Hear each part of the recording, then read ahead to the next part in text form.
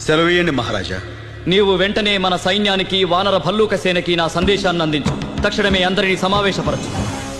ఆ రాజు సందేశం నేను తెలియపరచగానే ఎక్కడెక్కడి వానర భల్లూక సేనలు కదిలి వచ్చి శ్రీరామచంద్రుడి ఎదుట నిలిచాయి.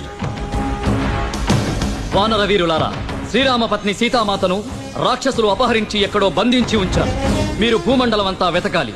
శూరాదిశూర యువరాజ అంగద, జాంబవంత, నల, నీల, వీరాధి వీరులారా, మీరంతా దక్షిణ దిశగా వెళ్ళండి.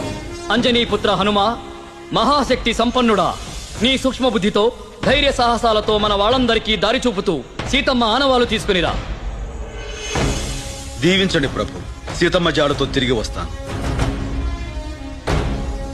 ఈ అంగుళిని అందుకో హనుమ. సీత కనిపించిన వేళ ఆమెకు నా గుర్తుగా ఈ ఉంగరాన్ని చూపించు. నిన్ను నా వాడిగా ఆమె తెలుసుకుంటుంది.